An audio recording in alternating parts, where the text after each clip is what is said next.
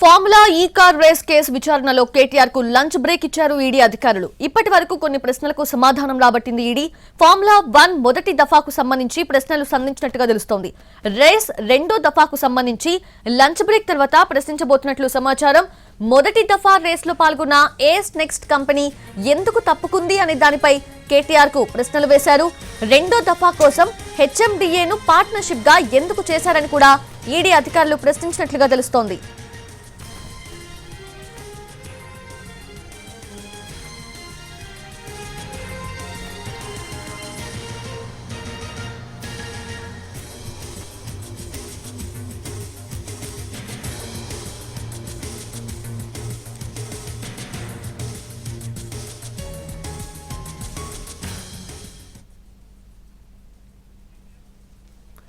Formula ఈ car race case విచారణలో కేటీఆర్ కు లంచ్ బ్రేక్ ఇచ్చారు ఈడీ అధికారులు. ఇప్పటి వరకు కొన్ని ప్రశ్నలకు సమాధానం రాబట్టింది ఈడీ. ఫార్ములా 1 మొదటి దఫాకు సంబంధించి ప్రశ్నలు సంధించినట్లుగా తెలుస్తోంది. రేస్ రెండో దఫాకు సంబంధించి లంచ్ బ్రేక్ తర్వాత ప్రశ్నించబోతున్నట్లు సమాచారం. మొదటి దఫా రేస్ లో పాల్గొన్న ఏస్ నెక్స్ట్ కంపెనీ ఎందుకు తప్పుకుంది అనే దానిపై కేటీఆర్ కు ప్రశ్నలు వేశారు. రెండో దఫా కోసం హెచ్ఎండిఏను పార్ట్నర్షిప్ గా ఎందుకు చేశారని కూడా ఈడీ అధికారులు ప్రశ్నించినట్లు తెలుస్తోంది.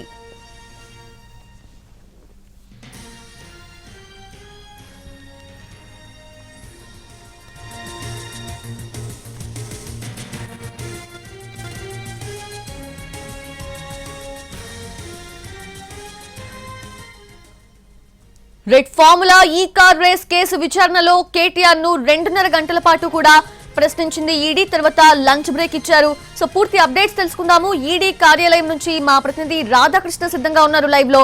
రాధాకృష్ణ, ఏంటి మార్నింగ్ 2.5 hours లో కూడా ప్రధానంగా ఏ ప్రశ్నలు సంధించారు కేటీఆర్ ని? ఎలా జరిగింది ఆ విచారణ?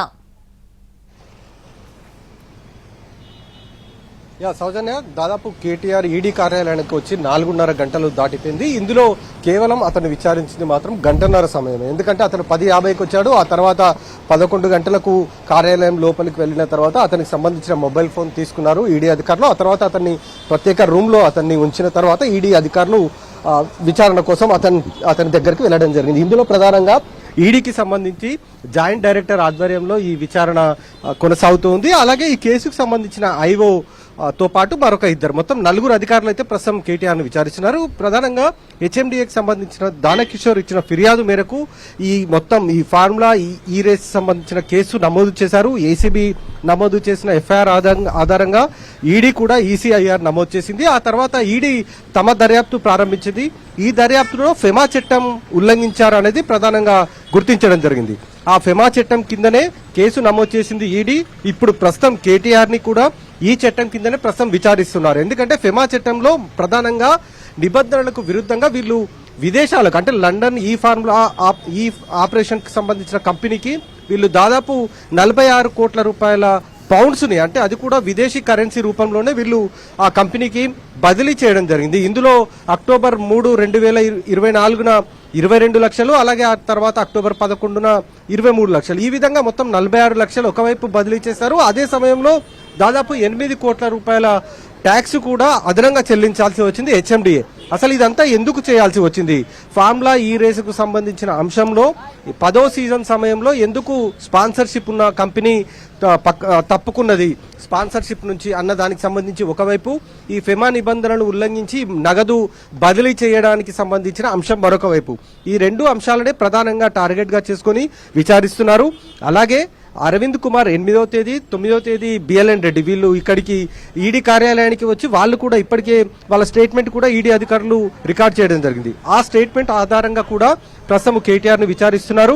వాళ్ళిద్దరు కూడా ఒకటే అంశాన్ని చెప్పారు. తాము అప్పటి మంత్రి, ఎవరైతే మున్సిపల్ శాఖ మంత్రిగా అప్పుడు పనిచేసిన కేటీఆర్ చెప్పారో ఆయన ఆదేశాల ప్రకారమే తాము నడుచుకున్నాము తప్ప ఎక్కడ కూడా తాము తమ నిబంధనలు ఎక్కడ కూడా తాము ఉల్లంఘించలేదని వాళ్ళు ఒకవైపు చెప్పడం జరిగింది. కానీ బాధ్యతాయుతమైన పదవిలో ఉన్నారు వాళ్ళంతా కూడా అధికారులు.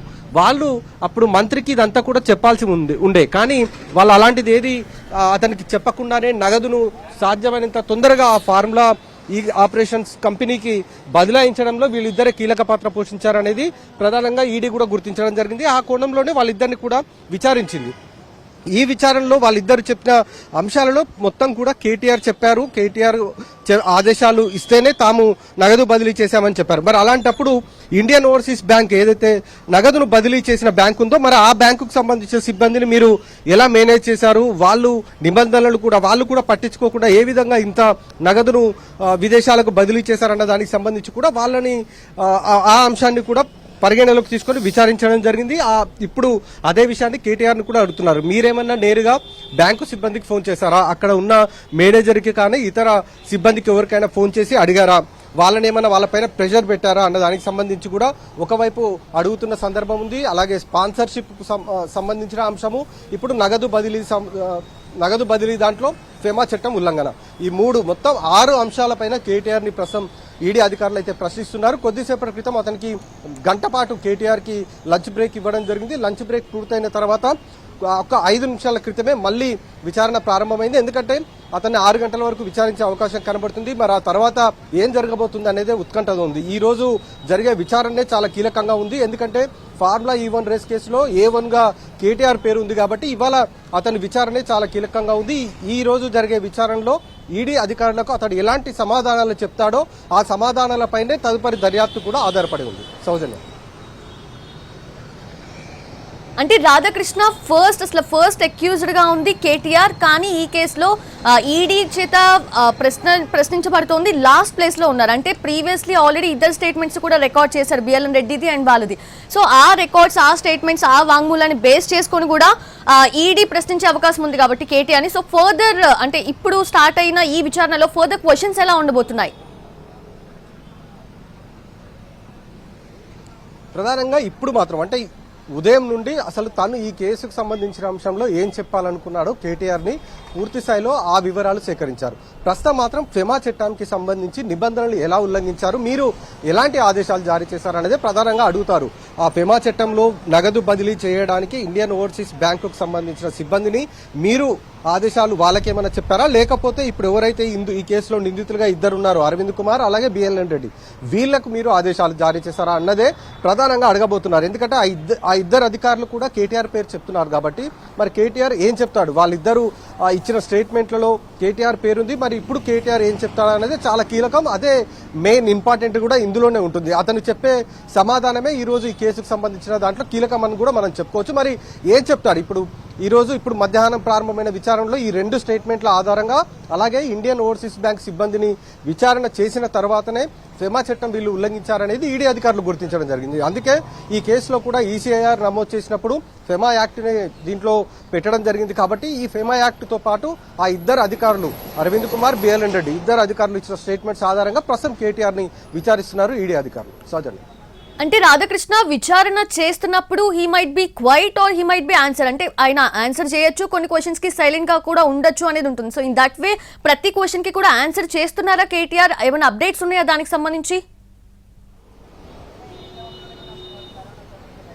ఇప్పటివరకైతే మనకు అందుతున్న సమాచారం ప్రకారం అయితే కేటీఆర్ ఈడీ అధికారులు అడుగుతున్న ప్రశ్నలకు అన్నిటికి కూడా సమాధానాలు చెప్తున్నాడనే మనకు తెలుస్తుంది. ఎక్కడా కూడా అంటే సోషల్ మీడియాలో కొన్నిట్లలో రూమర్లు, ఊహాగానాలు వేస్తున్నారు తప్ప ఎక్కడ కూడా అలాంటిది లేదు. కేటీఆర్ ప్రతి ఒక్క క్వశ్చన్ కి అధికారులు అడుగుతున్న వాటికి సమాధానాలు చెప్తున్నారు అనేది మనకు తెలుస్తుంది. లోపల నుంచి సమాచారం సేకరిస్తున్న సమయంలో కూడా అదే విషయాన్ని చెప్తున్నారు. మెయిన్ గా ఏంటంటే ఇక్కడ భారీ క్వశ్చన్స్ ఏవి ఉండవు, సింపుల్ గా ఎస్ఆర్ నో అన్న క్వశ్చన్స్ ఎక్కువగా ఉంటాయి. ఇందులో మీరు చేశారా, మీరు ఆదేశాలు ఇచ్చారా, సిబ్బందితోటి మీరు మాట్లాడారా, లేదా అధికారులతోటి మీరేమైనా మాట్లాడారా, వాళ్ళకి ఎలాంటి ఆదేశాలు ఇచ్చారు, ఇలాంటి వాటికి సంబంధించిన క్వశ్చన్స్ ఉన్నాయి. కాబట్టి వాటికైతే ఇప్పటివరకైతే అతను చెప్తున్నాడు. కొన్ని క్వశ్చన్స్ ఏవైతే టిపికల్ గా ఉంటున్నాయో ఆ క్వశ్చన్స్ కి మాత్రం ఎలాంటి సమాధానాలు చెప్తాడు అనేది చూడాల్సి ఉంది. ఇప్పటివరకైతే ఇంకా అలాంటి క్వశ్చన్స్ ఇంకా అధికారులు అడగలేదు. ఇప్పుడు జరగబోతున్న విచారణనే చాలా ఇంపార్టెంట్ అని చెప్పుకోవాలి. ఎందుకంటే ఉదయం నుండి మొత్తం కూడా